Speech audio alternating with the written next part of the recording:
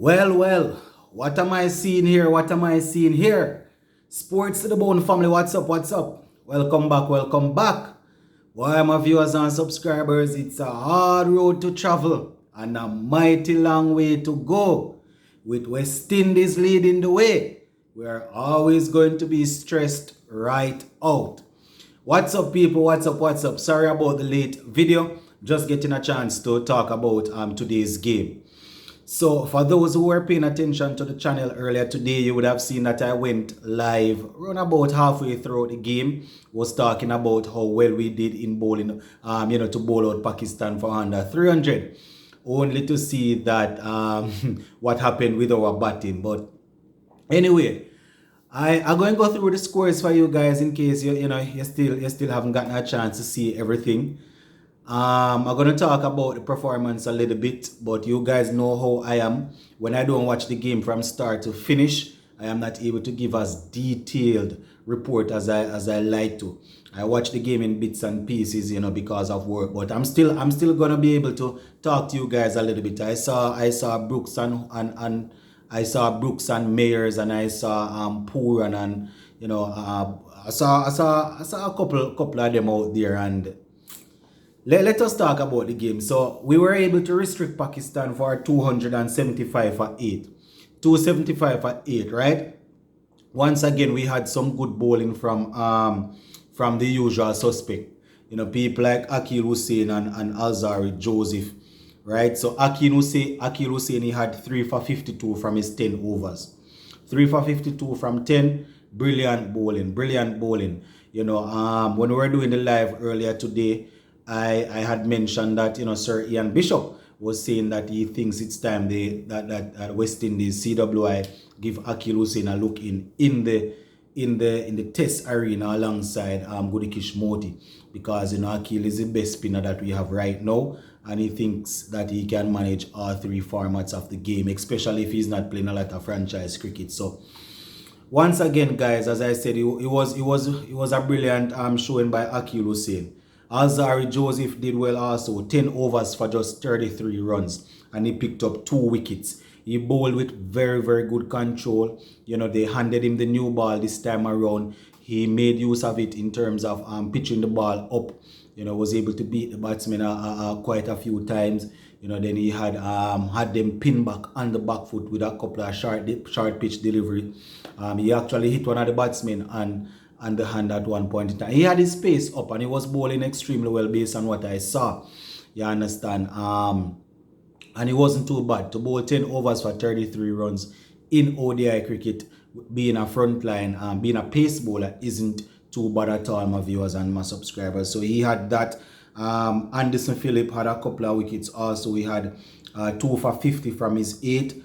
Romario Shepherd, he came back today, and his last over, I think it was his last over, wasn't that strong, but generally speaking, one could say that he redeemed himself. He bowled 5 overs for 27 runs, and 5 overs for 27 runs, not the worst, especially given that he would have bowled at a time when the batsmen were actually looking to target him. So Romario Shepherd came in and did his thing. Kyle Mayers bowled a couple of overs, so too did Ravman Powell, right? And as I said, 275 for 8 of their 50 overs. That wasn't a bad job by West Indies, and we're looking to, we're hoping that they would go in and just play some normal, simple cricket and see if we could win it. But you know how us West Indies people are.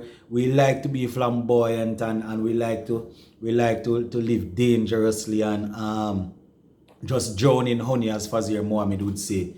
Just go out there and drown in honey. And we had a couple of starts from a few of the batsmen. We're going to talk about that afterwards. But Babar Azam once again, did his thing, 77 from 93 before he was removed by Akil Hussain, right? And Fakhar Zaman, he only had 17.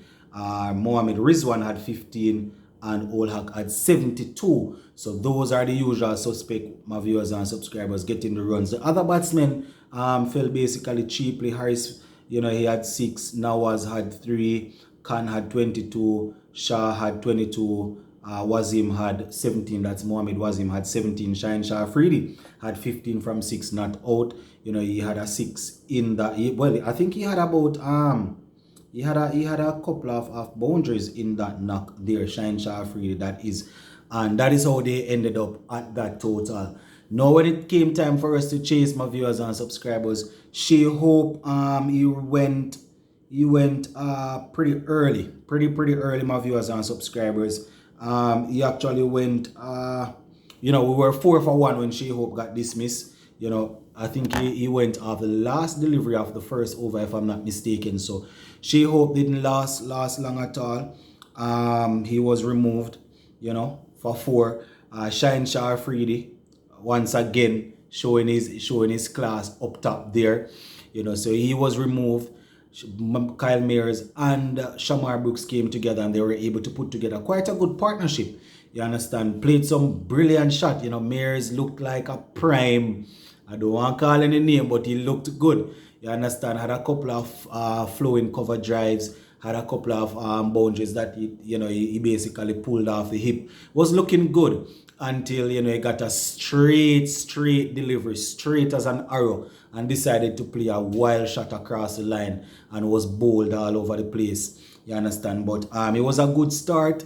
You know, he ended with 33 from 25, and in that 33 he had 4 fours and 2 sixes. So you can imagine how he was going blazing. You understand? Shamar Brooks had 42 from 56. You know, played a couple of classy shots, a couple of cover drives that look extremely good. But that was basically it. That was just about it. You know, so they moved the score from 4 for 1 to 71 for 2. After that, you know, we basically lost wickets right, left, and center. So Kyle Mayers went, Shamar Brooks went, Brandon King went for a second ball duck. You know, Nicholas Poor and the captain hung around for a little bit, but he then went for 25 off 26, 1 6 and 1 4, I think, in that knock. Ravman Powell went for a 10 ball. You know, he faced 10 ball, got 10 runs. Akil Hussain had 14 not out.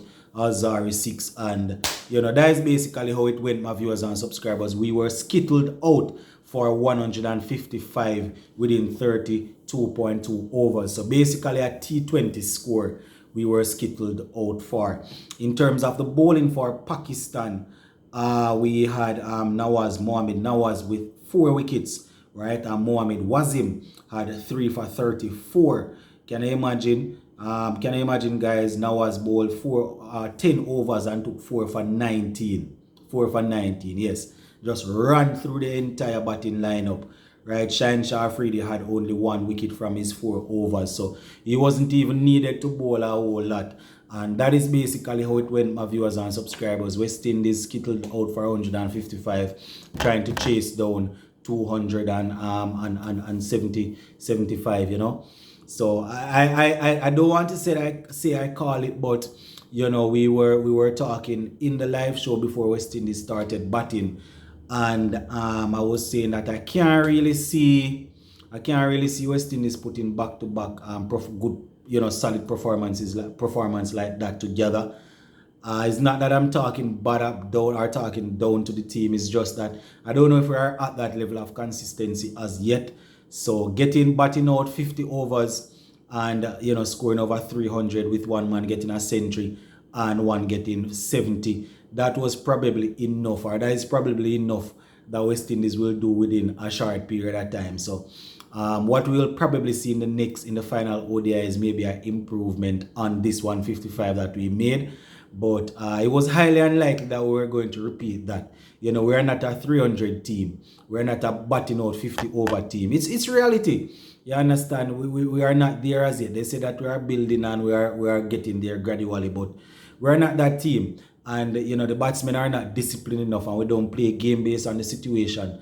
As you guys will realize, I didn't get a chance to see how majority of the guys got out, but I can imagine when they got out doing some stuff that they didn't need to do at that point in time.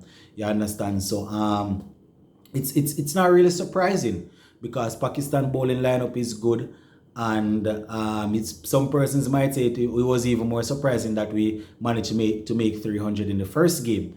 You understand? But I am hoping that, you know, going forward we'll be able to do our thing. But that is basically how it went, my viewers and subscribers. Chasing down 275. We were skittled out for 155 within 32 points. I think around about 2 overs. Shamar Brooks getting in the 40s and Kyle Mears getting in the 30s. Nobody else really did anything. Captain Puran got in the 20s once again and was stuck right there. That is how it went, guys. That is how it went. The only good thing I can take from this is that Shamar Brooks looks as if he's planning to continue this sort of form. Getting started and carrying it on. The next best thing we'll do for him is for him to get a century. Akil Hussein probably and Alzari Joseph are the two things that I can talk about, are the two persons I can talk about in this game. You understand? Akil, taking 3 wickets. Alzari bowling those many overs for just 30 odd runs and picking up a couple of wickets. Nothing else really to see there. So yeah, that is basically it with my viewers and subscribers. The comment section will be open. You guys can go right ahead and talk about it as you feel. Just go ahead and speak freely.